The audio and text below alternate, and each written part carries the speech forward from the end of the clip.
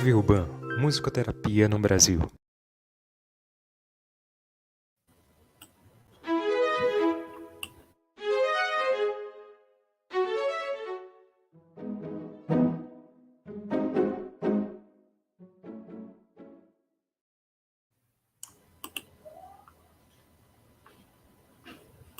Olá, bom dia, sejam todos muito bem-vindos ao segundo episódio da série Musicoterapia em Pauta da TV Urban.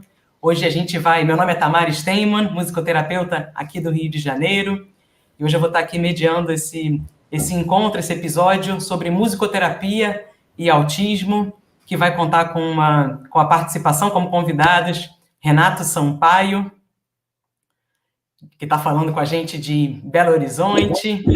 Bom dia. Olá, seja muito bem-vindo, Renato. Aline Góes, Salvador, Bahia. E Elvira Alves, falando de Goiânia. Sejam todos muito bem-vindos. A gente tem... Hoje, o programa está acontecendo realmente ao vivo. Estamos aí, dando mais um passo. Então, no final do programa, a gente vai ter espaço para ler as perguntas que estão sendo colocadas no YouTube e trazer aqui para os nossos convidados. Então, se vocês quiserem, quando eles forem falando, já quiserem anotar ou até mesmo escrever no YouTube, depois o pessoal vai passar as perguntas aqui para a gente. Bom dia, Salvador. Quem quiser compartilhar no chat também, de onde está falando, assim a gente sente a união dos musicoterapeutas do Brasil, né? E, enfim, que tem sido bem bacana, tem sido um verdadeiro encontro, né, nesse momento que a gente está vivendo aqui online. Então, vamos começar com Renato Sampaio. Opa! Perdão.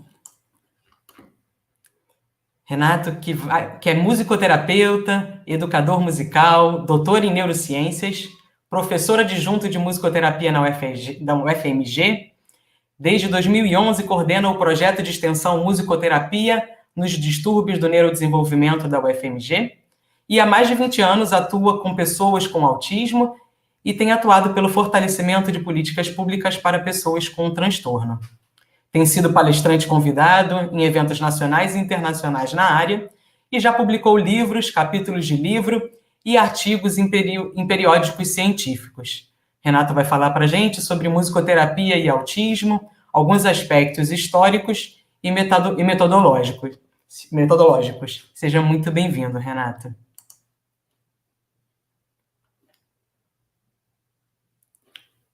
Eu não te ouço. Você pode compartilhar a tela para aparecer o meu PowerPoint, por favor? Tá.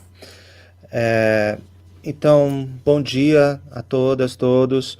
Né? Em primeiro lugar, eu queria agradecer ao BAM pelo convite para estar aqui falando um pouquinho sobre musicoterapia e autismo, que para mim é um tema extremamente importante, né? Como a Tamara acabou de falar, eu já estou trabalhando nessa área há mais de 20 anos e faço pesquisas e também ensino a respeito, né, de musicoterapia e autismo, né, na graduação, pós-graduação, etc. E tenho publicado bastante a respeito disso também, né.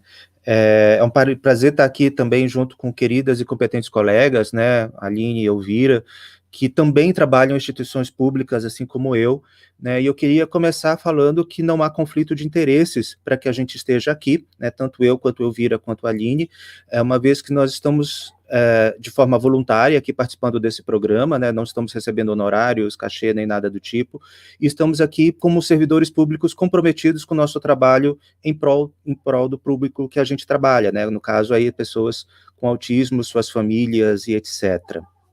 Tá? Então eu vou começar aqui falando um pouquinho sobre alguns aspectos históricos e metodológicos. Vocês conseguem me ver? Tá conseguindo passar? Tá.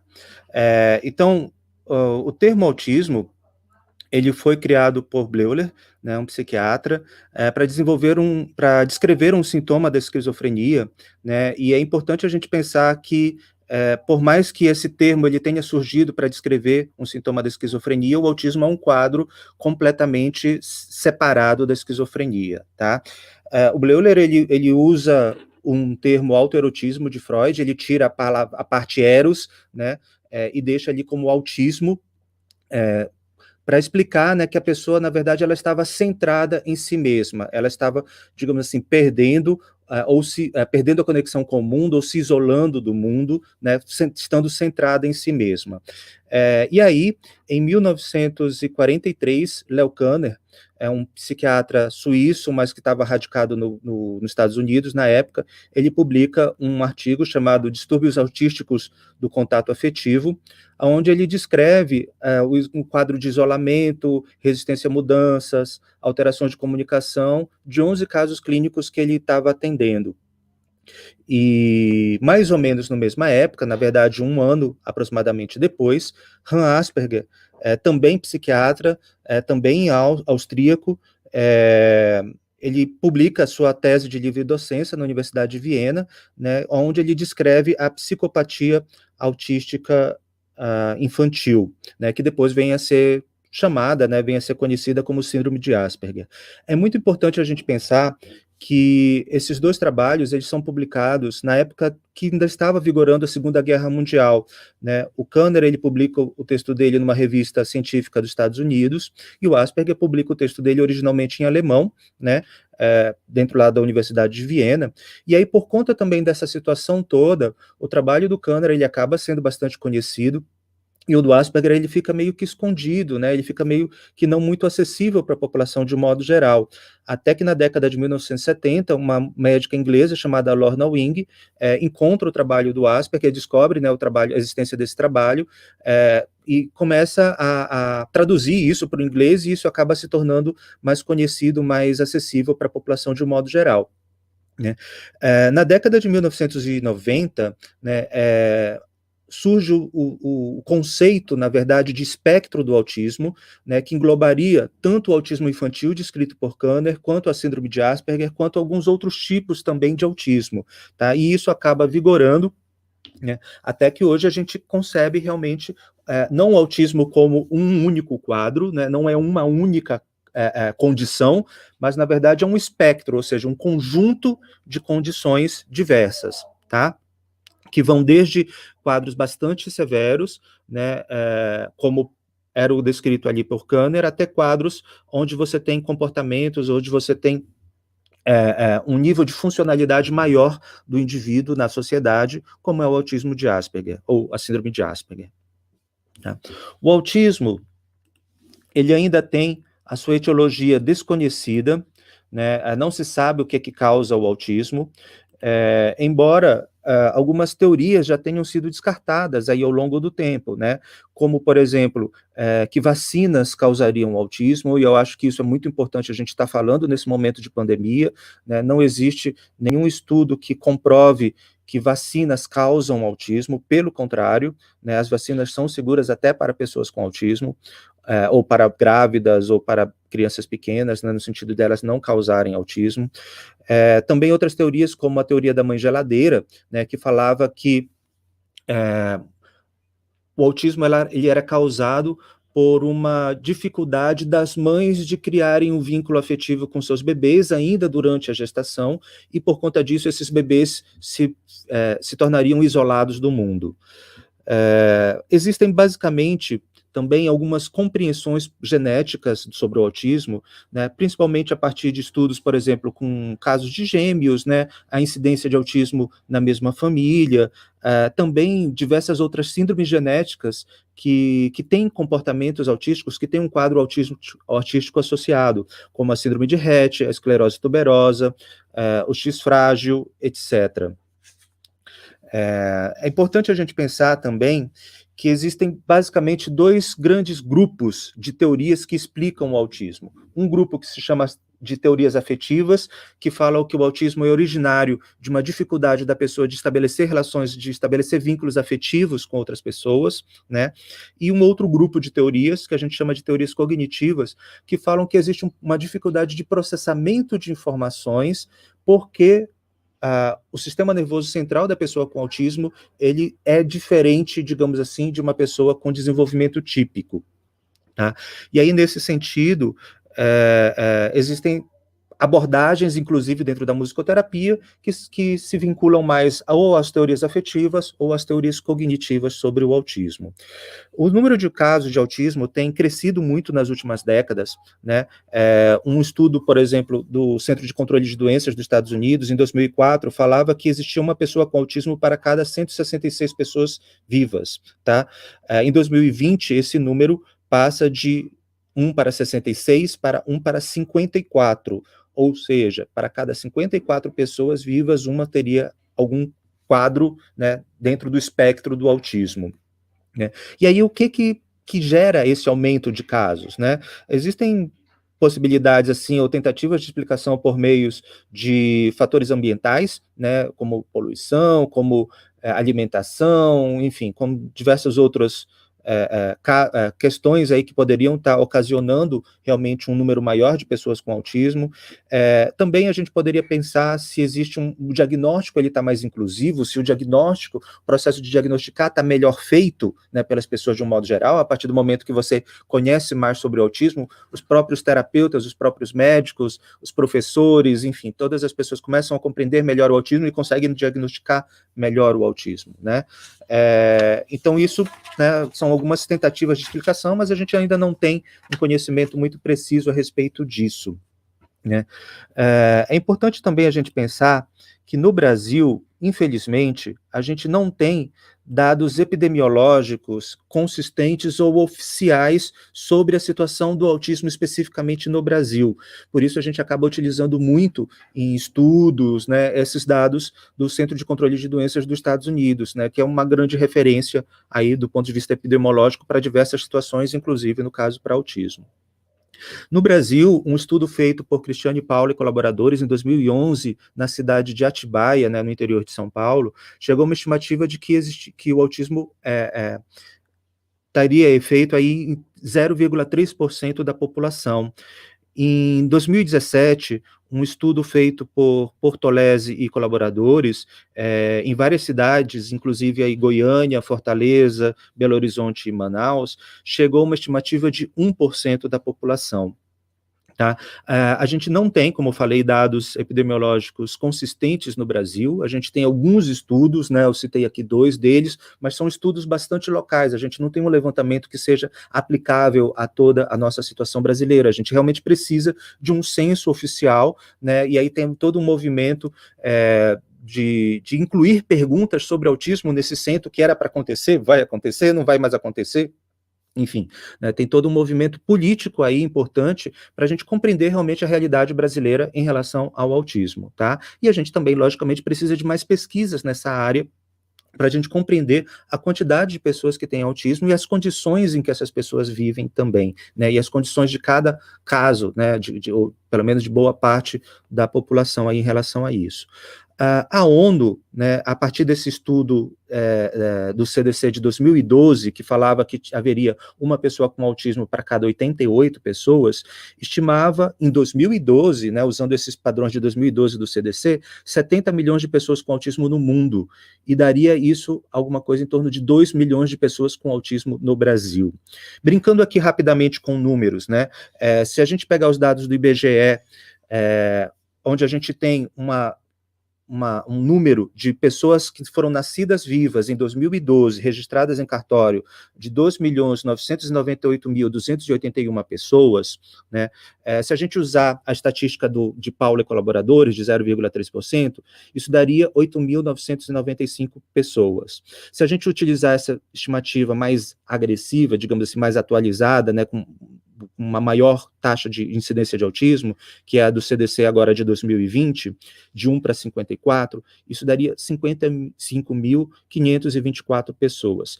Importante, a gente não está falando de 55.524 pessoas com autismo no Brasil.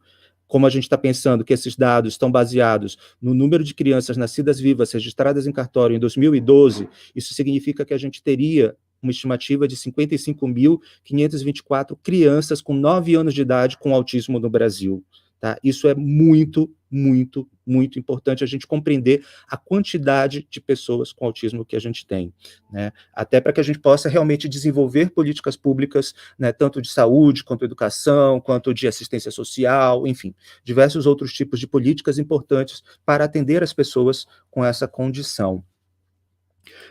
O transtorno do espectro do autismo, segundo o Manual Estatístico e Diagnóstico de Saúde Mental, né, o DSM, a quinta edição do DSM, que foi publicado originalmente em inglês em 2013, foi traduzido em português em 2014, fala que o autismo ele está dentro do grupo de transtornos do neurodesenvolvimento.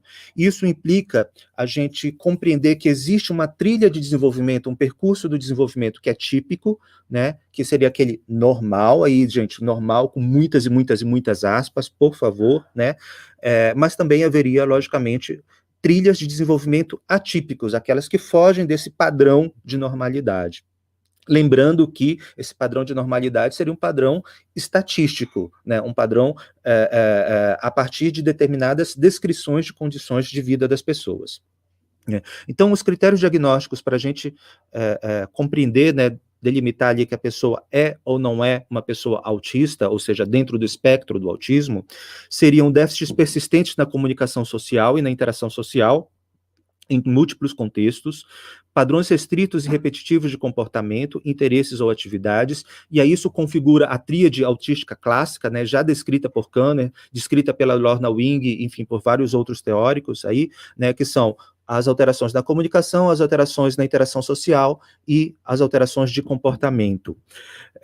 Além disso, o DSM-5, ele coloca aqui essas características, né, esses sintomas, digamos assim, eles devem estar presentes precocemente, né, no período de desenvolvimento, e hoje a gente sabe que por volta de 3 meses de idade você já consegue identificar claramente alguns sinais de autismo, né, lógico, alguns outros, né, são identificáveis mais para frente, mas bebês a gente já consegue identificar alguns sinais de autismo. E esses sintomas, eles causam prejuízo clínico significativo do funcionamento social, profissional ou em outras áreas importantes da vida dessa pessoa e da comunidade também, tá? O último critério é sobre diagnóstico diferencial, onde, por exemplo, essas condições, elas não são melhor explicadas por déficit intelectual ou atraso global no desenvolvimento. Mas é muito importante a gente compreender que hoje em dia a gente fala de pessoas com autismo e comorbidades, tá? Por exemplo, durante, né, essa minha trajetória aí profissional, eu atendi diversos casos de pessoas que tinham autismo e outras coisas juntas. Por exemplo, eu atendi uma menina que a mãe teve rubéola durante a sua gestação, e aí essa menina nasceu com déficit visual, déficit auditivo e autismo. Eu atendi um outro menino que, além do autismo, ele tinha síndrome de West, que é uma condição também genética, que implica numa microcefalia, ou seja, uma diminuição do tamanho do cérebro e diversas convulsões, enfim, também é considerado como um tipo de epilepsia infantil, e esse menino também tinha uma deficiência auditiva bilateral. Então esse menino tinha autismo, tinha a epilepsia, tinha a microcefalia, a deficiência intelectual, né, e uma deficiência auditiva.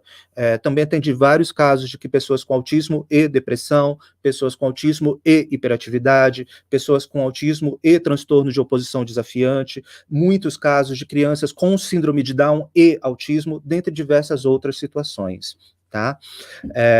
E aí o DSM, ele coloca que a gente tem 3 níveis de severidade do autismo, né? O nível mais leve, digamos assim, que exige apoio, né? Um nível intermediário que exige apoio substancial, e um nível um pouco mais profundo que exige apoio muito substancial, tá?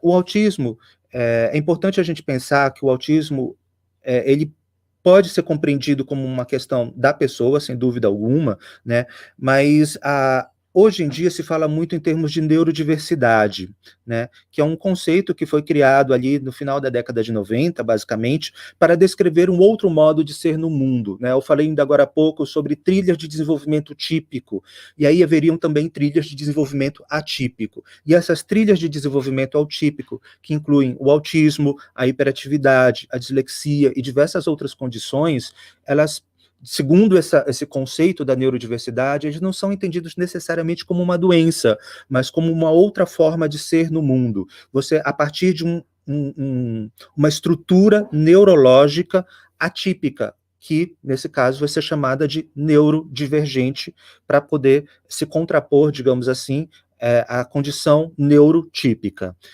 Então, nesse sentido, o autismo ele não é uma doença que tenha que ser curada, né? A pessoa autista, ela precisa de acolhimento, ela precisa de atenção, ela precisa de cuidados diferenciados em relação à educação, à saúde, etc., mas não necessariamente existe uma doença que precisa ser curada. Nesse sentido, né, autismo não tem cura, tá? Não tem cura porque não é uma doença que precisa ser curada, mas a pessoa com autismo precisa de, como eu falei, dessa atenção diferenciada para que ela possa se desenvolver melhor no mundo. Esse desenho que vocês estão vendo aí na tela é do André, que é um personagem da Turma da Mônica com autismo, que foi feito para ajudar na conscientização sobre o autismo no mundo, né? E a gente teve aí no dia 2 de abril, que é o Dia Mundial de Conscientização do Autismo, né? A gente tem diversos eventos acontecendo, diversas cidades, aí você tem, às vezes, um mês, né, de conscientização do autismo, não só o dia de conscientização do autismo. E aí, esse conceito de neurodiversidade, voltando um pouquinho para ele se aproxima mais com um modelo social de deficiência, né, que vem da área aí dos estudos da deficiência. Nesse modelo social, que se contrapõe, digamos assim, ao modelo médico, no modelo médico, a gente consideraria que a deficiência ou a incapacidade, ela está na pessoa, né? Então, portanto, você precisa capacitar essa pessoa para poder desenvolver melhor a sua funcionalidade, sua vida no mundo. No modelo social de deficiência, vai se compreender que a deficiência, na verdade, está nas barreiras impostas pela sociedade que não conseguem se relacionar de uma forma adequada com as condições daquela pessoa. Trazendo um exemplo aqui de uma outra área, por exemplo, se a gente tem uma pessoa surda, né, o problema está nela não ouvir, ou o problema está, por exemplo, em mim que não sei Libras e, portanto, não consigo me comunicar com ela. Nesse sentido de, se eu considerar que o problema está nas pessoas que não conseguem se comunicar com as pessoas surdas, ou não encontram meios para se comunicar com as pessoas surdas, a deficiência está na sociedade, a deficiência não está necessariamente na pessoa, tá? É lógico que a gente tem que compreender que aquela pessoa tem uma condição, né, no caso do surdez de não escutar, mas a deficiência não está nela, a deficiência está na dificuldade da sociedade de lidar com uma pessoa que não escuta, tá? Passando aqui para a musicoterapia, a gente compreende que a musicoterapia é um processo sistemático de intervenção conduzido por um profissional qualificado, né, que é uma pessoa que, no caso, fez uma graduação ou uma especialização em musicoterapia para poder se tornar musicoterapeuta no Brasil. Esse processo sistemático de intervenção, ele compreende que a pessoa vai passar por experiências musicais no contexto de uma relação terapêutica, de forma a promover a manutenção, a recuperação de saúde, ter promoção de saúde, né, tanto para indivíduos ou quanto para grupos, considerando as suas condições e necessidades biopsicossociais. Tá? A musicoterapia ela surge como campo do conhecimento e como prática profissional, ali na primeira metade do século XX, sendo sistematizada desde então, né? E no Brasil a gente pode considerar como um dos marcos da musicoterapia a contratação da Ruth Parames em 1954, para integrar a equipe da doutora Anísio da Silveira, né, na área de saúde mental no Rio de Janeiro. Então a gente considera que desde pelo menos de 1954 a gente tem musicoterapia no Brasil, ou seja, já são quase 70 anos aí que a gente tem musicoterapeutas. A definição da Federação Mundial de Musicoterapia, promulgada em 1996, fala que musicoterapia é a utilização da música e ou de seus elementos, som, ritmo, melodia e harmonia, por um musicoterapeuta qualificado, com um cliente ou um grupo, em um processo destinado a facilitar e promover comunicação, relacionamento, aprendizado, mobilização, expressão, organização e outros objetivos terapêuticos relevantes, a fim de atender às necessidades físicas, emocionais, mentais, sociais e cognitivas. A musicoterapia busca desenvolver potenciais e ou restaurar funções do indivíduo para que ele ou ela alcance uma melhor integração intrapessoal e ou interpessoal e, consequentemente, uma melhor qualidade de vida através de prevenção, reabilitação ou tratamento. Como a gente já disse, o musicoterapeuta no Brasil, ele é formado, digamos assim, a partir de um curso de graduação ou de um curso de especialização, né, pós-graduação lato sensu, em musicoterapia especificamente, e o musicoterapeuta, ele é o profissional da saúde que utiliza a experiência musical para promover mudanças que vão conduzir esse paciente ou um grupo a uma melhor condição de saúde, por meio, como a gente já falou, de prevenção, reabilitação ou tratamento. Além de atuar com pessoas com autismo, a gente atua em diversas outras áreas, né, com diversas outras condições de saúde, com diversas faixas etárias, né, com diversos settings, né, diversos locais, tipos de local de atendimento, e a gente pode tanto atuar de forma autônoma, quanto em equipe multidisciplinar. No Brasil, existe a classificação brasileira de ocupações, né, o musicoterapeuta, ele tem o código 226305, né, e através desse código a gente tem também a inserção do musicoterapeuta no SUS, no Sistema Único de Saúde, e no SUAS, do Sistema Único de Assistência Social. O autismo é uma das áreas mais antigas de prática clínica, né, dentro da musicoterapia, e é bastante comum tanto no Brasil quanto em diversos outros países espalhados pelo mundo. Argentina, Estados Unidos, Inglaterra, enfim, o mundo inteiro trabalha, na verdade, né, do ponto de vista da musicoterapia com pessoas com autismo. E estudos recentes têm comprovado a eficácia do processo clínico musicoterapêutico e do uso da música com pessoas autistas, principalmente em relação aos aspectos de comunicação e interação social. E aí é que eu cito uma revisão Cochrane, desenvolvida por Geretzeger e colaboradores, publicada em 2014, e a revisão Cochrane é um sistema de revisões sistemáticas com meta-análise, ou seja, com dados estatísticos de diversas pesquisas, junta-se, né, na verdade, estudos feitos, né, por diversas pessoas em diversos locais do mundo, através de um processo chamado revisão sistemática com meta-análise, e esses processos, eles buscam dar subsídios para que a gente possa ter práticas clínicas baseadas em evidências, né? Então, a partir, por exemplo, tanto desse trabalho de Geretzeger quanto de diversos outros, a gente tem evidências científicas, sim, que suportam a musicoterapia como intervenção terapêutica a pessoas autistas. Numa perspectiva das neurociências, a gente pode considerar que existem pelo menos 3 meios pelo qual a música ela pode ajudar a fazer esse processo terapêutico, tá? Através da ativação do sistema de recompensa, ou seja, a música ativa nosso sistema de prazer, a gente tem prazer, ou melhor, a gente pode ter prazer ao desenvolver atividades musicais, e isso ajuda, na verdade, que a pessoa com autismo se engaje nessas atividades musicais, né? Lembrando que a gente acabou de falar que o autismo, ele é uma condição que dá um certo nível de isolamento, um certo nível de distanciamento da pessoa em relação às outras, e aí, através da música, como a gente tem uma ativação do sistema de recompensa, do sistema de prazer, a gente consegue trazer essa proximidade, a gente consegue estabelecer uma relação, porque a atividade musical pode ser muito prazerosa para essa pessoa. Logicamente, a música também pode fazer mal se utilizada de um modo inadequado, mas a gente vai deixar para falar sobre isso depois, eu acho que as colegas também podem falar um pouquinho mais sobre isso. Além disso, a gente pode ter tanto a ativação de processos emocionais, quanto de processos cognitivos dentro de um trabalho musicoterapêutico com pessoas com autismo e com diversos outros quadros ou diversas outras condições. Eu costumo falar que o processo musicoterapêutico, né, ele pode ser entendido como uma espécie de uma jornada, da qual você sai de um determinado lugar, né, um estado de uma pior condição de saúde, para um estado pretendido de uma condição de saúde mais otimizada, de uma melhor condição de saúde. Você conhece de onde você parte por meio de uma avaliação diagnóstica musicoterapêutica, e aí sim, a gente tem protocolos específicos de musicoterapia para avaliar tanto pessoas com autismo quanto pessoas com outras condições, quanto a gente tem também, muitas vezes, protocolos compartilhados com diversas outras áreas, né, de conhecimento, como a psicologia, como a fisioterapia, fonoaudiologia, terapia ocupacional, neuropsicologia, etc.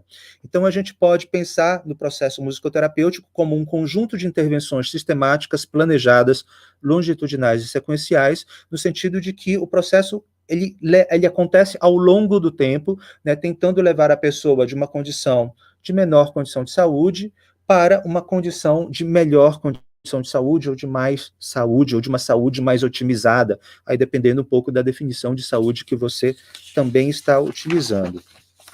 E para encerrar, né, eu queria comentar com vocês que existem basicamente, né, da forma como eu configuro, da forma como eu descrevo, basicamente duas formas de pensar ou atuar com pessoas com autismo, né? Ou a gente pode pensar dentro de uma forma de desenvolvimento global, né, ajudando a ter um desenvolvimento da consciência a partir da experiência musical compartilhada, no contato com o outro, ou como o desenvolvimento de alguma habilidade específica para que haja uma espécie de um treinamento para o desenvolvimento daquela habilidade, de modo a essa pessoa ganhar um pouco mais de funcionalidade no mundo, no seu dia a dia, né, na sua melhor condição de saúde, etc. E aí a gente pode ter o atendimento a pessoas com autismo, tanto de modo individual, ou seja, a gente atende a pessoa autista, a gente pode atender um grupo, por exemplo, de crianças com autismo, ou de adolescentes com autismo, de adultos com autismo, né, de idosos com autismo. A gente pode fazer um atendimento familiar, né, onde a gente atende a pessoa com autismo dentro do seu núcleo familiar. Então, por exemplo, se é uma criança, é a criança, o pai, a mãe, os irmãos, enfim, as pessoas que fazem parte daquele núcleo familiar ali, né? E também a gente pode ter um atendimento mais no nível comunitário, tá? Por exemplo, eu já trabalhei em escolas onde você tinha uma classe, né, classe inclusiva, né, então você tinha crianças ali neurotípicas, ou seja, com uma trilha de desenvolvimento típico, e uma criança com autismo, e a gente fazia um atendimento da turma inteira, para trabalhar a questão da relação, para trabalhar a questão da construção de redes de relação, de redes de apoio, enfim, diversos outros objetivos terapêuticos que eram relevantes ali. Então, eu vou terminar a minha fala por aqui e passo a palavra agora para as colegas e depois a gente volta no final aí para um debate, para uma discussão também, ok? Muito obrigado. Muito obrigado você, Renato, professor. Você pegou um super desafio, né? Obrigado por ter topado de fazer um resumão de tanta coisa que tinha para falar. E super importante para contextualizar, e agora a gente dá sequência, né, e ouvir a Aline que está falando, que vai falar de Salvador, Bahia, musicoterapeuta, psicóloga, especialista em proteção integral dos direitos de crianças e adolescentes, atua na área da saúde mental e nefrologia, é musicoterapeuta no CAPSI, Abrace, no município de Camaçari, Bahia, e é atual presidente da Associação Baiana de Musicoterapia, a ASBANT. A Aline vai falar para a gente sobre vivências da musicoterapia em atenção ao autismo no CAPSI. Seja muito bem-vinda, Aline. Olá, bom dia, Tamara, obrigada pela acolhida, queria agradecer o convite, né, e a nobre companhia aí do Renato, da Elvira, né, da Marli, e também, né, da iniciativa da TV UBAN, e estar nesse lugar de celebrar nossa comunidade, né. Nós estamos aqui trocando, compartilhando, aprendendo, crescendo com essa oportunidade. E aqui a mim me coube trazer um pouquinho dessa vivência de onde eu estou exercendo a musicoterapia. Vamos lá, então, eu estou falando aqui de Salvador, eu sou musicoterapeuta, junto com o meu colega Leonardo Cunha, que está aqui com a gente também na transmissão aí no canal do YouTube. Nós somos musicoterapeutas do CAPS da infância e adolescência lá no município de Camaçari, que fica na região metropolitana. Eu queria só fazer uma referência, depois dessa aula brilhante do Renato, né, e também do primeiro programa em que a Mariane participou, de políticas públicas, e trazer que existem, no momento, 6 leis já, né, aprovadas no nosso país, entre municípios e estados, que incentivam o uso da musicoterapia como um tratamento complementar, né, para pessoas que estão no espectro autista, com deficiências, com síndromes. Então, pensando um pouco nessa esfera onde o espectro autista tem avançado. E assim, dizer que a gente está aqui também batalhando no Nordeste, né? Eu no momento, estou na presidência da ASBANT, e temos uma frente regional, que é o GTEA. Queria saudar aqui Melissa Lima, que é a coordenadora do GTEA, que é o espaço da associação para justamente tentar incentivar essas leis e cuidar dessas transversalidades. Então, o espectro autista ele tem sido cada vez mais um sujeito iluminando nossos caminhos no fazer profissional e conquistas. Então, indo agora para o lugar que eu estou, né, a saúde mental lá no município que eu trabalho, a musicoterapia já está lá desde 2007. Começou com o musicoterapeuta Cristiano Lima, na saúde mental adulto. E em 2010 teve um concurso público para trazer profissionais especificamente para a saúde mental no recorte de 3 esferas, né? Então, houve concurso para musicoterapeuta na atenção adulto, na atenção de álcool e outras drogas, no CAPS-AD, e para o CAPS infantil, no qual eu e Leonardo fazemos parte. Então, estamos lá fazendo um trabalho com uma equipe sensacional, uma equipe muito investida, e falar desse lugar, do CAPS e Abrace, que é de onde estamos, é falar de um fazer coletivo, em que a musicoterapia, enquanto núcleo, se integra a um campo de saberes que nós nos apropriamos. Então, para além das teorias e das referências que estudamos para exercer a musicoterapia, nos apropriamos de referências teóricas diversas, de políticas, de portarias, de espaços para dialogar nesse saber, nesse trabalho intersetorial. Então, estamos lá, numa sede que é uma sede inicialmente era compartilhado o cuidado com adultos e crianças, e hoje nós temos um lugar que foi conquistado por mães, pais e famílias de crianças, né, principalmente no espectro autista, do município. Então, é um lugar de luta, de conquista, de empoderamento desse público, e um lugar em que o musicoterapeuta está lá antes mesmo da gente ter um número na CBO, antes mesmo de assinar procedimento SUS, e a gente foi meio que contemporaneamente acompanhando esse cenário que foi se mostrando, surgindo, né? Então, vai e volta, a gente vai para a aula do Renato de agora a pouco, vamos falar também sobre esses caminhos de cuidado, de conquistas, tanto no âmbito institucional, político, como no clínico também, em que a musicoterapia avança. Então, no CAPS e Abrace, que é do lugar que eu estou falando, a musicoterapia, ela tem esse espelho dessa tríade, né, de sujeito, família e equipe.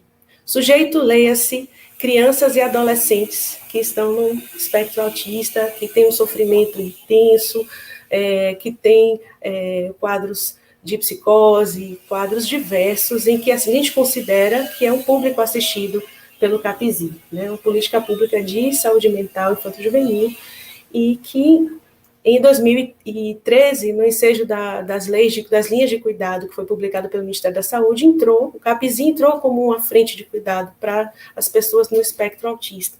E lembrar que a gente não fala só de criança, né? A gente fala de jovem e da continuação desse cuidado, como o Renato lembrou muito bem, ao longo da vida do sujeito, que ele possa cada vez mais ser sujeito.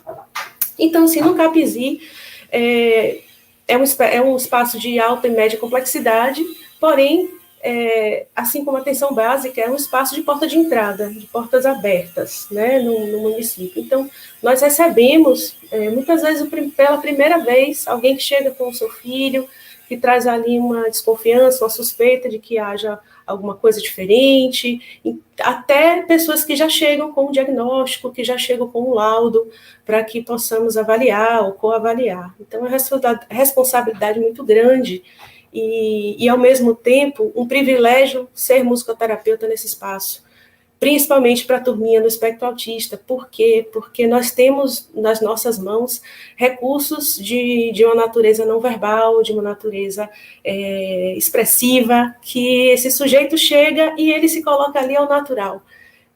Num lugar onde ele se expressa, não existe a priori um lugar que vai censurá-lo, ou que vai medir ele, no sentido de que o que ele não faz, né? Justamente o contrário. Muitas vezes chega uma família com uma queixa de que ele é agressivo, de que ele não faz isso, não fala, não isso, não aquilo, e a gente vê, poxa, ele está aqui falando, ele está aqui interagindo, ele está aqui se expressando. E a gente vai com muito carinho, com muito cuidado, que a nossa ética e de atenção com essa criança, o respeito a esse sujeito que chega, que se expressa e que se coloca ali diante de profissionais que estão ali para contribuir, para ajudar. E nem toda criança que está no espectro autista, necessariamente, ela vai ser acompanhada no CAPS-I. é importante ressaltar isso, que chegam crianças bem organizadas, que já estão inseridas socialmente, que já têm um bom apoio, uma boa rede de apoio, está na escola, ou está fazendo, enfim, um outro tipo de acompanhamento terapêutico que necessariamente não exige a presença do CAPS. O CAPS traz um olhar psicossocial importante, uma intersetorialidade, e a gente avalia isso com muito cuidado, até para que não enche demais o CAPS. Então, só uma curiosidade, até pouco tempo a gente fez um grupo de processo de trabalho lá no CAPS, e a gente fez um levantamento tem pouco mais de 200 usuários, né, assistidos, classificados dentro do espectro autista. Então, é um número expressivo para o município, é um número também que compete com o Centro de Referência Estadual de atendimentos, né? Existe uma lista de espera bem grande, cada vez mais tem surgido, tem vindo à superfície, pessoas que trazem esse espectro, né? E a gente vai com muito respeito, concordo com o Renato, não é uma doença, não é uma condição patológica, e sim uma condição sensorial, uma condição diferenciada de convivência, de forma de perceber o mundo. E a gente tem que ir com muito cuidado, com muito carinho a cada uma dessas pessoas que a gente atende. Então, voltando para o CAPS-I, né, de que forma a musicoterapia se expressa lá. A gente está aqui a gente fez, né, no CAPS-I, uma forma de acolhimento. O acolhimento é a porta de entrada, é como a pessoa chega lá. Então, nossa equipe, tenho muito orgulho de fazer parte dessa equipe, a gente inaugurou uma tecnologia de acolhimento, como muita gente chama, triagem inicial, né? Nós dividimos em 3 grupos de idade, então, de 0 a 6, de 7 a 11 e de 12 a 17. Então, os jovens ficam bem entre os jovens, né? E as crianças, os pequenininhos, primeira infância, ficam entre os pequenos. E agora, na pandemia, infelizmente, não está sendo possível garantir, mas a gente espera que as coisas ficando mais tranquilas, a gente volte, porque foi de uma potência imensa esse espaço de acolhimento coletivo, em que os pais ficavam numa sala com um profissional e as crianças com a gente. Então, leia-se um musicoterapeuta, um terapeuta ocupacional, uma fonoaudióloga, uma psicopedagoga, enfermeira, assistente social. Enfim, nós temos uma equipe muito diversa, terapeuta de família, né, psiquiatra, neuropediatra. Então, você está no acolhimento, junto a outros colegas, avaliando aquele sujeito ao natural, num espaço do brincar, num jardim tão bonito, num lugar colorido. Enfim, é algo de muita potência para o musicoterapeuta também poder exercer a sua clínica e o sujeito aparecer. Então, não é só acolhimento, né? Léo também costuma dizer, meu amigo, que é um acolhimento e uma oportunidade de intervenção. E o musicoterapeuta, assim como os outros profissionais, eles não estão lá completos de saberes, né? Muitos colegas investem em cursos como Floor Time, Denver, ABA, e outras ferramentas para agregar o seu saber, e, sobretudo, a gente constrói essa intersetorialidade com o lugar que oferece, algo que a gente precisa encaminhar. Então, quando chega um sujeito precisando de um cuidado, né, uma criança que a gente assiste, um jovem, nós fazemos esse aporte intersetorial. Então, o musicoterapeuta ele faz visita domiciliar, ele faz matriciamento, que é uma palavra nova, mas a gente usa da saúde coletiva, né, fazendo referência aí a Emerson Merri, a Gastão Wagner, que são figuras também que nos iluminam e nos inspiram para uma clínica coletiva, para uma clínica compartilhada, onde a gente usa o território como um lugar potente de intervenções. E aí, nós criamos, para cada assistido nosso, né, cada um das crianças e adolescentes que estão no CAPS-I, eles têm um projeto terapêutico singular. Então, vamos falar aqui de um projeto terapêutico singular para uma criança que está no espectro autista. Então, se senta com a família, com a criança, se avalia processualmente, o que essa criança está pulsando ali, está vibrando, o que ela precisa, não no sentido do que acham que ela precisa, mas do que ela comunica, porque é importante a gente escutar o sujeito. Nossa profissão é a profissão da escuta. Nós estamos aqui para o fazer, para o interagir, mas, sobretudo, para escutar. E a gente escuta o não-verbal muito bem, né? Para quem escuta a música, a gente escuta o não-verbal muito bem. E aí a gente traz a esse sujeito a oportunidade dele trilhar um caminho no seu território.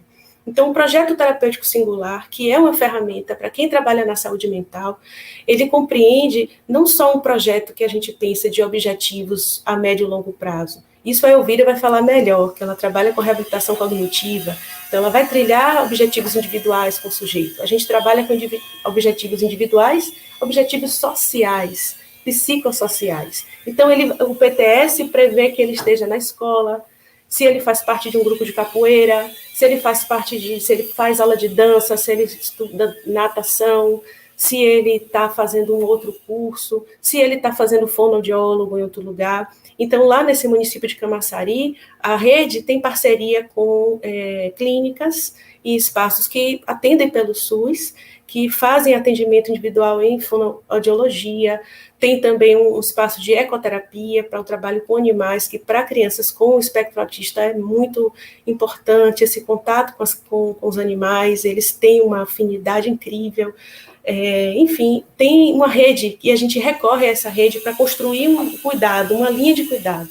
Então, o tempo todo é a clínica do fazer com, é a clínica da coletividade, né? É o tratamento em rede. E o musicoterapeuta, ele é tudo isso, ele é um espaço, ele é um técnico que usa o seu núcleo, né, como diz o Merri, e o seu campo o tempo inteiro. Ele está ali no seu saber clínico de musicoterapeuta, defendendo o que é importante do ponto de vista clínico, para que as ferramentas, os elementos da música, as ferramentas da musicoterapia possam se sobressaltar e auxiliar aquele sujeito, como também no espaço do campo, onde a gente vai para uma escola, onde a gente dialoga com lideranças, com espaços de instituições, e a gente conquista espaço. E aí, fazendo um pouco um recorte a essa realidade que a gente vive, com as crianças, principalmente as crianças e os jovens no espectro autista, a gente oferece alguns grupos internos, né? A gente chama do projeto terapêutico, que pode ser interno, pode ser externo, e pode ser itinerante, e algo que a gente ocupe um determinado espaço e volte para o CAPS, né, como um lugar de referência, mas não um lugar de instituição total. O CAPS não é um lugar de botar o sujeito lá dentro, é de levar o sujeito para o mundo, né, para a escola dele, para a comunidade, para o território. Então, dando alguns exemplos, né, nós temos os coletivos clínicos, que é um espaço que eu me inspirei muito numa visita que eu fiz ao trabalho da Mariane Ozelani, lá no Rio de Janeiro, em 2013, no CAPS Monteiro Lobato, no Rio de Janeiro. Foi muito bom a troca que eu tive com ela, e ele traz, assim, os coletivos clínicos, eles tanto existem no próprio CAPS, né? Eu vou mostrar daqui a pouquinho um vídeo para vocês, desse espaço físico, para vocês terem uma ideia dessa metáfora que eu faço aqui, dessa casa colorida, com jardim, e aí eles ficam realmente nesse espaço, ocupam esse espaço com toda a energia e a potência deles, e a gente com as nossas ferramentas de musicoterapeutas, ali por perto, acolhendo, cuidando. Tem os coletivos em movimento, que são espaços que ocupam o território, então, como é um município, não é uma capital, é uma cidade que talvez se faça melhor as coisas andando, caminhando, e aí a gente ocupa uma pracinha, ocupa centros culturais, parques, até a gente transforma uma pista de skate num espaço pega um papelão e pede ao mercadinho do lado, e as crianças se fazem conhecidas, e é algo tão interessante. Aline, oi. Desculpa te interromper, mas algo super importante, explica pra gente, porque nem todo mundo sabe, conhece bem o SUS, ou é musicoterapeuta, não sabe o que significa a sigla CAPS, CAPSI. Opa, é para já. Muito CAPS importante. é Centro de Atenção Psicossocial da Infância, e tem o Centro de Atenção Psicossocial AD, que é de álcool e outras drogas, e o Centro de Atenção Psicossocial, né, no CAPS 2, que é para adultos, ou CAPS 3, que prevê uma internação. Quem quiser saber mais, pode ler a portaria 336 do Ministério da Saúde, ou a Lei Paulo Delgado, que é a Lei 10.216. Daqui a pouco eu escrevo aqui, que é importante. Perdão a gente interromper. Vamos. Imagina, eu que agradeço, estou aqui para contribuir. E Tamara tinha me sinalizado, Aline, tem siglas que as pessoas não vão entender, então eu fiquei aqui bem pensando no PTS, né, Projeto Terapêutico Singular, entre outras siglas que nós usamos para a gente não deixar essa situação ficar turva. Estou aqui falando para uma comunidade de musicoterapeutas, mas esse veículo pode ir para políticos, para donos de instituição, para as pessoas que a gente assiste, as famílias que a gente assiste, então tem que estar numa linguagem realmente acessível. E aí, assim, voltando para esse espaço de ocupação que nós fazemos com essas crianças, que a musicoterapia se faz também, assim, algo muito atrativo, né? Renato falou, poxa, esse lugar do prazer de estar com a música é algo muito transparente, o sujeito se expressa transparente. E aí, tem relatos, assim, de uma mãe que ela fala, meu filho ia para a pista, eu nunca levava ele no parquinho, porque realmente a criança que está no espectro autista, ela, sensorialmente, ela tem uma condição muito subjetiva, então ela se assusta com barulho de moto, com barulho de carro, ela tinha dificuldade de ocupar um espaço público, e a mãe, às vezes, com vergonha, às vezes a comunidade não acolhe, às vezes tem uma figura vizinha, ou alguém que fala, se esse menino se comporta, você não educa seu filho, imagina, né, assim, de todos os lados, os dedos que apontam, já apontam que ele é agressivo, que ele faz isso, faz aquilo, mas ninguém vê onde ele tem a potência, onde ele ilumina o mundo, né, com o jeitinho dele, mesmo que ele seja mais agitado, e assim, as crianças, elas têm, muitas, né, que estão no espectro autista, eles têm uma reserva dopaminérgica, né, e que eles precisam correr, para que eles possam se acalmar, para não encher a meninada de risperidona aqui, pedindo licença aos médicos, né, por essas condutas também que são importantes para acalmar, mas às vezes as crianças precisam, e agora na pandemia, que essa turminha está dentro de casa, né, sem gastar energia, sem tocar seu tambor, sem correr, sem fazer suas atividades, então esses coletivos clínicos em território ajudaram a dirimir o medo dessas mães e as fugas dessas crianças por estarem assustadas, que elas se colocavam realmente em risco, né, de ir para a pista, de ir para um lugar. E, além disso, o fato delas estarem ocupando uma pracinha, um parquinho perto da casa delas, valorizava esse território, a casa dessas mães, uma mãe ia visitar a outra, fazia um lanche, piquenique, e a gente lá, né, por perto, mediando, mas também deixando fluir o que é do social, o que é de algo, de uma construção que a gente facilitou para que aquele sujeito pudesse ser acolhido de forma criativa, de forma inventiva, que assim é a nossa clínica, né? É a clínica criativa, é a clínica inventiva, né, Leonardo? Então, a gente estou aqui falando, mas eu estou falando por uma dupla que age junto, que trabalha junto, né? E por um grupo maravilhoso, não canso de dizer, essa equipe é uma equipe muito potente, né? Queria aqui saudar também os meus colegas dessa política da infância, todos eles, todas elas, né? É uma equipe muito feminina.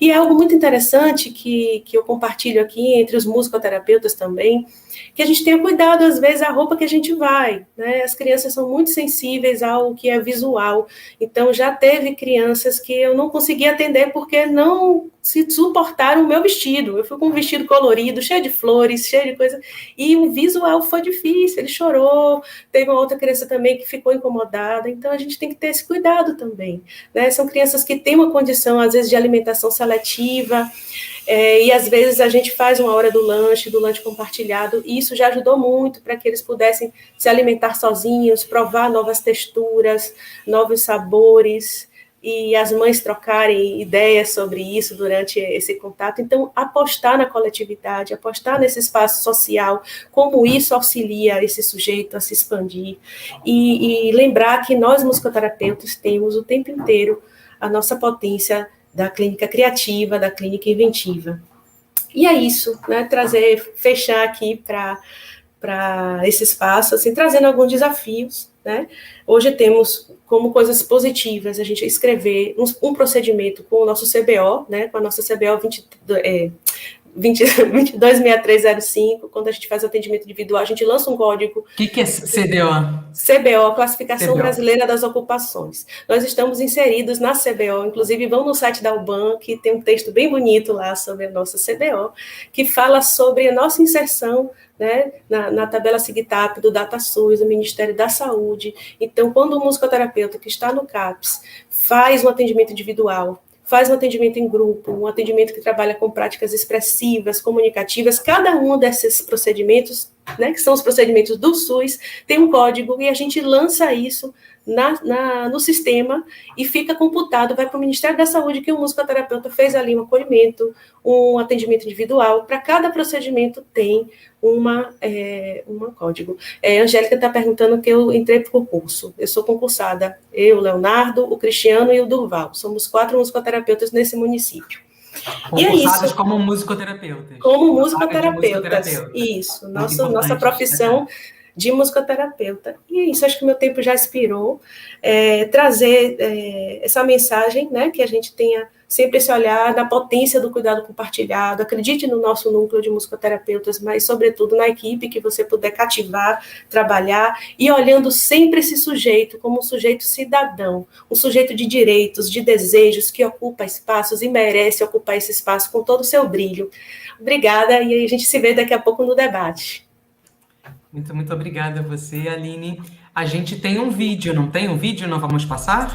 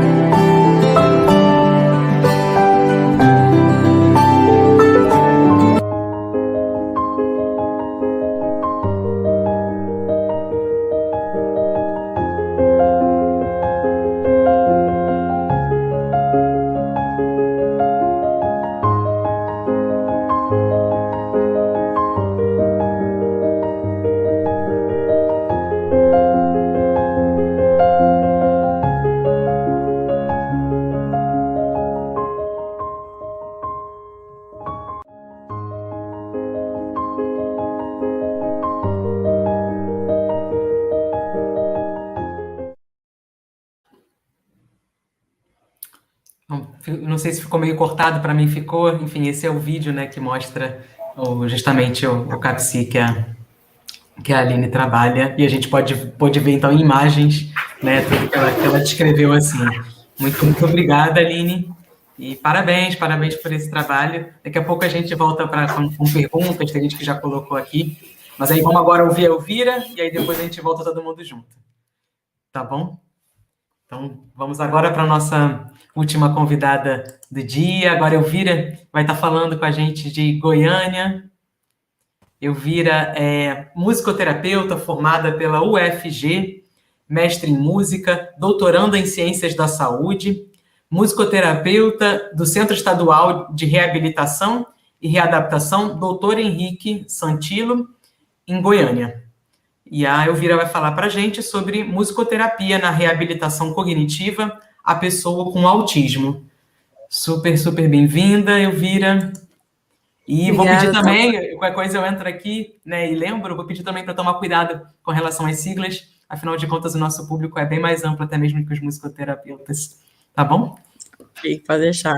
É contigo. Bom, primeiro quero agradecer o convite, quero agradecer estar compartilhando aí da minha experiência com colegas tão já de longa data, né? Eu sou mais bebezinha aí na musicoterapia, mas é um prazer estar com vocês. Quero cumprimentar os meus colegas, Renata, a Aline, a Marli, enfim, e todos que estão assistindo a gente.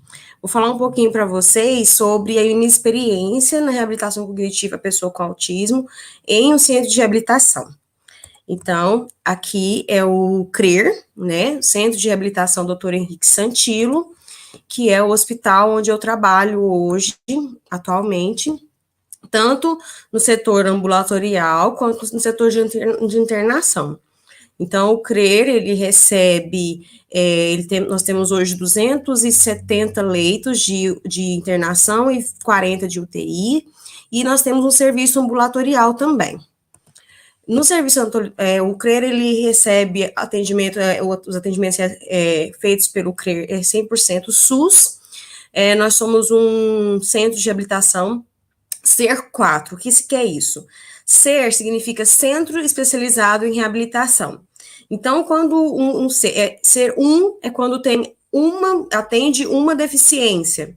O ser 2 é quando atende 2 deficiências. Ser 3 deficiências. Ser 4 deficiências. Então, nós atendemos deficiência física, deficiência visual, deficiência auditiva e deficiência intelectual. E nós estamos divididos em várias clínicas. Então, na deficiência física, por exemplo, nós temos a clínica de neuroinfantil e adulto, temos a clínica de LEA, que é lesões encefálicas adquiridas, temos a clínica de doenças neuromusculares, temos a clínica de visual também, e na auditiva, e por conta justamente disso, muitas vezes a pessoa com autismo, né, que chega para nós, ela também tem outras deficiências associadas, como o Renato já tinha comentado com vocês. Nesse centro de reabilitação, a musicoterapia atende às 4 deficiências, né, deixa eu voltar aqui um pouquinho, e nós estamos, a clínica que atende a pessoa com autismo é a clínica de intelectual. Bom, como é que é feito isso, né? A gente, primeiro, o paciente, ele chega para uma avaliação global, então passa pelo fonoaudiólogo, pelo psicólogo, pelo terapeuta ocupacional, pelo psicopedagogo, e eles vão aplicar esses protocolos, o Portage, o ICA, MCHAT e o CARS. A partir dessa aplicação desses protocolos, esse paciente, ele vai ser classificado em níveis. Em cada nível desse, a pessoa pode ficar até 1 ano nas reabilitações, nas terapias especializadas. Então, o nível 1 seria aquela pessoa que acabou de ter o diagnóstico de autismo, que ainda não foi trabalhado nenhuma funcionalidade, nenhuma capacidade. Então, ele é uma criança ou um adolescente, porque nós recebemos mais crianças e adolescentes, que por exemplo, ainda não tem fala, não tem linguagem, não tem dificuldade com a linguagem, com habilidades sociais. Então, a criança um pouco, ela é comprometida, mas porque ainda não teve, né, nenhuma estimulação. No nível 2, já é aquela pessoa que já tem um pouco mais tempo, né, de estimulação, então ela já tem algumas habilidades trabalhadas, já tem muita funcionalidade, mas ainda precisa trabalhar alguns outros aspectos.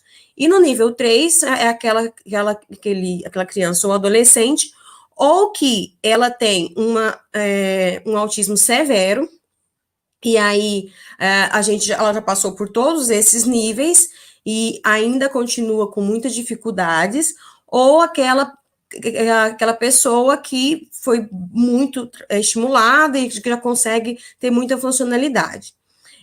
Após esses segmentos, né, esses pacientes, eles vão, depois que eles são classificados 1, 2 e 3, eles vão para os atendimentos, vão ser direcionados para os atendimentos, tanto individual quanto grupal. E aí, quando finaliza o PTS, né, o plano terapêutico singular, onde cada um desses níveis ele pode ficar até 1 ano, ele vai para o grupo de atenção continuada, que nós chamamos de GAC, onde ele é acompanhado periodicamente, e sua família também. E, se caso necessário, ele pode retornar para um desses níveis aí. E, geralmente, quando o paciente ele chega no nível 3, a gente já começa a dar os encaminhamentos para as escolas especializadas, para essa escola especial. Nós temos algumas parcerias com a PAI, com a Pestalozzi, que recebem geralmente esses pacientes para dar continuidade. E aí, nós temos, né, nos atendimentos individual, nós temos lá psicólogo, fonoaudiólogo, terapeuta ocupacional, temos ecoterapia, fisioterapia, pedagogia e a musicoterapia, mas também nós temos educador físico, temos arte-terapia, temos outros profissionais que também estão inseridos nessa clínica.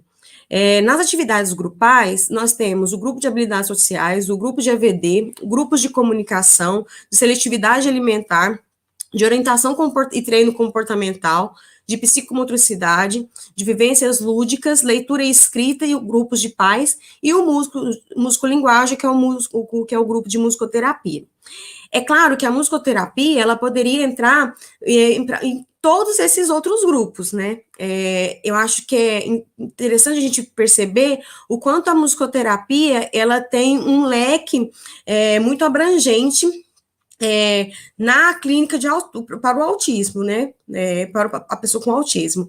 No entanto, nós não entramos nos outros grupos por conta da demanda, porque o musicoterapeuta, nós somos 2 musicoterapeutas, eu e a Ivani Medeiros, e nós temos que atender todas as outras clínicas, então nós atendemos visual, nós atendemos auditiva, nós atendemos as deficiências físicas e a intelectual. Então, nós temos uma agenda muito cheia, uma demanda muito grande, e eu ainda, além dos serviços ambulatoriais, eu faço também o serviço de internação e UTIs.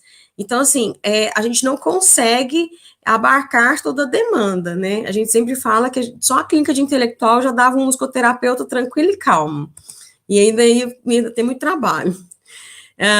E quando o paciente chega na musicoterapia, uma coisa que a gente acha difícil é porque nem sempre as pessoas sabem indicar o paciente para a musicoterapia. Então, no começo, a indicação era muito, ele gosta de música, ele ficou interessado num brinquedo lá, que é um xilofone, né, que para eles é um brinquedo. Então, por conta desse despertar para a música, durante os outros atendimentos, eles indicavam para a musicoterapia. Então, o que nós começamos a fazer?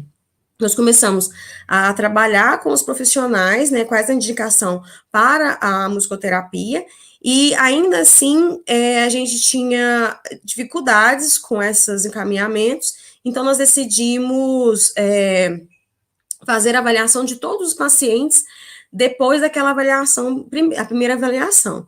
Então, mesmo que ele já tenha passado pela avaliação, já esteja classificado em níveis, e já esteja encaminhado para os grupos ou atendimentos individuais, nós avaliamos novamente todos os pacientes para a gente saber se realmente é indicação ou se realmente não é indicação. Então, acontece muitas vezes do paciente estar indicado para musicoterapia, mas não que ele não seja indicado para musicoterapia, mas por conta da demanda, eu precisaria colocar um outro paciente, ou ele seria para o atendimento grupal. Então, a gente precisa de criar prioridades pela questão da demanda e da dificuldade que nós temos hoje de atender toda a demanda. Então, as avaliações, os métodos de avaliações que a gente utiliza, as escalas, é a ERE, né, a escala de relações intramusicais, os IAPs, Improvisation Assessment Profiles, o INTAP, que nós também utilizamos hoje lá, e de vez em quando alguns outros. Os atendimentos podem ser tanto grupal quanto individual. Nossa sala é bem grande, eu não pude trazer as fotos aqui para vocês, mas a nossa sala é bem grande, nós temos bateria, temos quase todos os tipos de instrumentos de percussão, nós temos violões grandes e infantis, temos piano, teclado, então, assim, temos uma sala bem equipada, é uma sala com isolamento acústico, então a gente pode atender esses pacientes lá, e essa sala é muito ampla e também cabe o atendimento grupal, não só individual. Que às vezes é um facilitador por termos tanto recursos, mas também para o autista também pode ser um complicador, né? Porque uma sala com tantos estímulos, e atender, por exemplo, paciente no individual com tantos estímulos, muitas vezes pode ser complicado. Mas a gente precisa saber lidar com isso, né? Bom, no atendimento grupal, hoje, como eu falei, nós temos o grupo musicolinguagem, que é um musicoterapeuta junto com um fonoaudiólogo. Em alguns grupos, os pais entram, depende muito. Nós temos grupos no nível 2, por exemplo, que os pais não precisam mais entrar, que eles já trabalharam comportamento, por exemplo. Mas tem grupos que eles estão entrando agora, então o comportamento das crianças ainda é difícil para ficar 3, 4 crianças conosco, então nós optamos para que os pais também entrem no atendimento. E mesmo com a pandemia, então, todos os protocolos de segurança estão sendo utilizados, distanciamento social, uso de máscara, higienização de instrumentos e de objetos da sala de musicoterapia. Então, tudo isso tem sido muito rígido, rigoroso, porque a instituição, ela é uma instituição que ela tem acreditação ONA 3, então, todos os processos, eles têm que ser pautados na segurança do paciente, com indicadores, então, a gente precisa fazer vários protocolos para que todos esses grupos aconteçam e de forma como eles vão acontecer. As experiências musicais mais utilizadas nesse contexto, é a improvisação musical mesmo, e a criação musical, principalmente quando a gente fala de jogos musicais, a gente utiliza muito jogos musicais, e uma atividade que eu gosto muito, que é o circuito musical, que são várias atividades musicais para aquela criança fazer, aqueles grupos de crianças ou adolescentes fazerem de acordo com a consigna, né? Então, eles começam uma atividade, faz outra atividade, e eles mantêm o tempo em cada atividade, né? Esse é o circuito. Bom, e para finalizar, eu trouxe essa frase que eu encontrei, achei muito bacana. Fazer música é tão vital quanto respirar. Fazer música juntos, então, é pulsar na mesma sintonia, no mesmo tom, na mesma harmonia. Música aceita sinceramente a diversidade, as cores, os gêneros e consegue criar beleza com dissonâncias, com contrapontos e com distorções. E eu acho que é bem isso que nós fazemos no CRER, acho que é bem isso o que eu faço no meu trabalho, que é tentar lidar, né, e acolher, né, toda a diversidade e todas essas necessidades desses pacientes, dos pais. Muitas vezes nós também acolhemos os pais. Eu tenho uma maneira de fazer, né, que todos os pais têm meu contato, então às vezes tem uns que falam, Elvira, tá muito difícil, eu não tô conseguindo, eu marco um horário com eles separado para fazer uma escuta, para fazer um acolhimento, porque a gente sabe que é muito importante acolher, o cuidado ao cuidador é muito importante, e acolher esses pais, ele muitas vezes se faz essencial, justamente porque se esse pai não estiver bem, se essa mãe não estiver bem, como é que vai estar essa criança, né? O processo de reabilitação dessa criança vai ser prejudicado. Então, a gente também tem esse olhar, é um centro muito humanizado, eu sou muito suspeita de falar dele, né, porque não só pelo meu trabalho, mas porque, assim, minha vida acadêmica, né, toda esteve muito voltada para perto dele, de ter minha irmã sendo paciente, de conviver muito com a equipe, como familiar também. Então, eu sou suspeita para falar, mas é um lugar onde a humanização, ela é pautada o tempo todo, esse olhar humanizado para essas pessoas, para esses indivíduos, para esses pais. Então, a gente tenta contornar todas as formas possíveis. Então, nós temos também, eu não falei aqui, mas nós temos o Laboratório de Tecnologia Assistiva, onde muitos desses pacientes, eles fazem cursos profissionalizantes, que eles podem depois ser inseridos no mercado de trabalho. Então, a gente também está ampliando essa clínica. Hoje ela é bem pequenininha, mas nós temos já um projeto de reforma para essa clínica, que só não aconteceu por conta da pandemia, para que essa clínica se expanda. Tem uma expansão muito grande, então vai ocupar um andar inteiro do hospital, e isso é bem legal, né? Justamente por a gente conseguir abarcar cada vez mais pessoas e até fazer maior número de atendimentos possíveis com qualidade, porque nós também pautamos que seja um atendimento com qualidade. Então, é mais ou menos isso. E só assim, a Aline falou do PTS, né? E aí é importante, porque nós também fazemos o PTS, então o paciente ele já sai com o projeto terapêutico. Então, quando ele sai daquela avaliação global, daquelas avaliações para os níveis, ele sai com um projeto terapêutico. Aí, ele vai para cada um daqueles profissionais ou para cada um daqueles grupos. E aí a gente faz o plano terapêutico. Então, o plano terapêutico está dentro do projeto que a equipe inteira construiu. Então, todas as segundas-feiras, ao meio-dia, nós sentamos, construímos o projeto terapêutico daquele paciente, mandamos ele para as terapias ou para os grupos, e aí o terapeuta ou os terapeutas do grupo vai fazer o projeto terapêutico de cada paciente, de acordo com as outras, na casa da musicoterapia, com aquelas escalas que a gente utiliza lá. Muito, muito obrigada, Elvira. Na verdade, está sendo super importante, né, musicoterapeutas e pessoas que estão ligadas à musicoterapia nesse momento, né, conhecerem o seu trabalho e o da Aline, né, os dois que acontecem no SUS, né, musicoterapeutas concursados, é muito inspirador, né, e a gente espera que esse trabalho, então, possa ser cada vez mais e mais reconhecido, para que a musicoterapia chegue a mais pessoas possam se beneficiar com ela, né. É claro que um programa desse, para falar de musicoterapia e autismo, é muito pouco, né, tem muito mais coisa para a gente desenvolver, então, para quem está pensando isso, a gente também já está pensando isso, não se preocupem. E, enfim, nesse momento agora, a gente abre para perguntas, né? Quem puder, quem tiver perguntas, coloque, né? Escreva aí no chat. E não sei se vai dar tempo de todas, mas a gente, dentro do possível, vai atender, né? E pediram para o Renato, para ele dizer novamente os números e estimativas, né, do autismo no mundo, no Brasil. Você tem isso rapidinho, assim, fácil, Renato? Ah, tá aqui, vamos lá, eu posso até ler. Se usarmos os dados de 2021 do IBGE, temos hoje, 4 de julho de 2021, 213.292.161 pessoas no Brasil, usando a taxa de 1 por 64 CDC 2020, daria uma estimativa de 3,9 milhões de pessoas autistas no Brasil, só para a gente, né, novamente se contextualizar.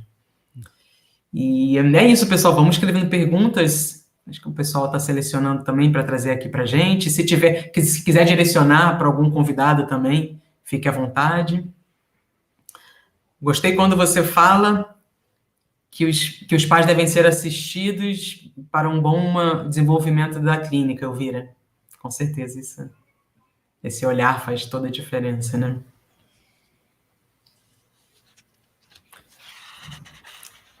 Eu acho que é imprescindível, né? Acho que quando a gente vai falar sobre qualquer tipo de deficiência, na verdade, qualquer tipo de pessoa que tenha uma disfuncionalidade, nós precisamos olhar para o cuidador. Esse cuidador, ele passa muito tempo com essa criança, com esse adolescente, ele fica sobrecarregado, tem muita demanda, dependendo do nível de autismo, a dependência é muito maior. Então, tudo isso vai gerar um comprometimento na saúde desse cuidador. Então, nós precisamos olhar para esse cuidador, justamente para que possamos realmente desenvolver essa criança na máxima, ou adolescente na máxima potencialidade dele. Porque quando nós não olhamos para esse cuidador, nós também estamos reduzindo essa criança, porque esse cuidador não vai conseguir, né, estar com ele com tempo de qualidade, vai estar tão cansado, sobrecarregado, que esse comportamento dessa criança vai ser afetado. Então, é muito importante olharmos para esse cuidador. Talvez eu lembro de uma professora de psicologia que falava assim, ó, a criança não tem problema, a criança tem pai e mãe. E eu me lembro muito disso. Então, tanto que é importante esse contexto, né, que a criança precisa de ter pais saudáveis para que ela possa realmente desenvolver no máximo possível. Posso fazer um comentário? Desculpa cortar, Tamara. Por favor, além disso tudo que a Aline acabou de mencionar, a Elvira acabou de mencionar, que é extremamente importante a gente pensar no cuidado, né, com esse cuidador, né, e aí em todas as instituições, quer seja pelo lado aí da reabilitação, quer seja pelo viés da saúde mental, etc., é importante a gente diferenciar que esse cuidado com o cuidador não é um treinamento de pais, né? A gente não está treinando esse pai para atuar melhor com o filho dele. é trabalhar essa pessoa também, essa família também, né? Pode haver um treinamento, né? Pode haver, digamos assim, uma capacitação, digamos assim, com esse pai. A gente às vezes ensina essa família a como lidar melhor com uma situação problema, ou a mesmo a como fazer uma estimulação desse ou daquele tipo, mas isso é uma coisa, e o trabalho de cuidado com esse cuidador é outra completamente diferente. Então, as duas coisas são importantes, mas não dá para a gente confundir uma coisa com a outra, né? E aí aqui a gente está falando principalmente desse cuidado com o cuidador. Obrigada, Renata. E aí temos aqui uma pergunta da Chiara Herrera. Quanto tempo, Elvira, leva essa avaliação com esses instrumentos todos? Obrigada pelo trabalho de todos. A avaliação da equipe multi, ela acontece mais ou menos durante 1 ou 2 semanas, porque é tudo muito intensivo. Assim que a gente pega o paciente, a gente quer mandar ele para as terapias, né? Então, a gente tem que ser o mais rápido possível. Quando ele chega na musicoterapia, eu levo de 3 a 4 semanas para avaliar esse paciente, às vezes um pouco mais, às vezes um pouco menos. Depende muito da habilidade que esse paciente traz, né? Do que ele traz para a gente. Então, é importante a gente não, eu particularmente acho importante a gente não fechar, tipo, tem que ser 4 semanas, tem que ser 6 semanas. Nesse ambiente, para mim, como chegam vários níveis, eu individualizei. Então, aquilo que chega de necessidade para mim é que eu vou gastar, vou levar, né? Vou investir esse tempo em avaliação. Então, às vezes, e também depende muito da avaliação que já veio. Então, o que acontece é que quando ele já chega para mim, eu já tenho uma noção de quem é aquele paciente, mas é claro, nós sabemos que o comportamento do paciente lá na fono, na psicologia, é muito diferente do comportamento da musicoterapia, né? Então, eu já sempre levo em conta isso também. Ok. Grazi, que está nos bastidores, a próxima pergunta. Opa, vamos lá. Aline, há trabalhos voltados aos adolescentes com autismo também?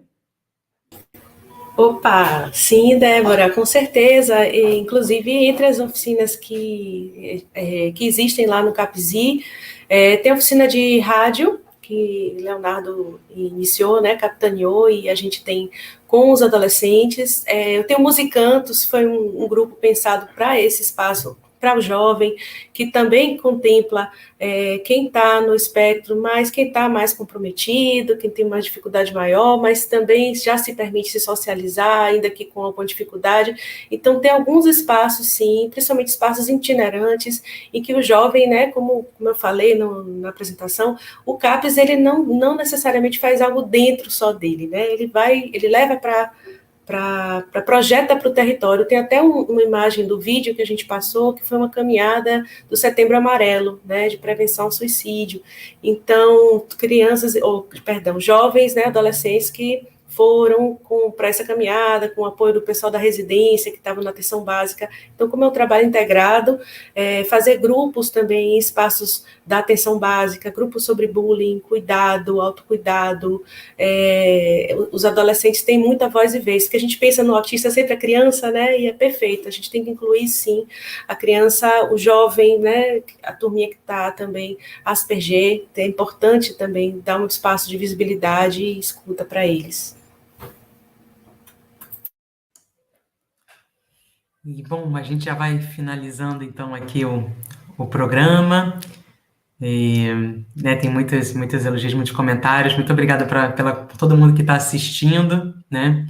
Queria abrir para vocês terem algumas considerações finais, querem dizer alguma coisa?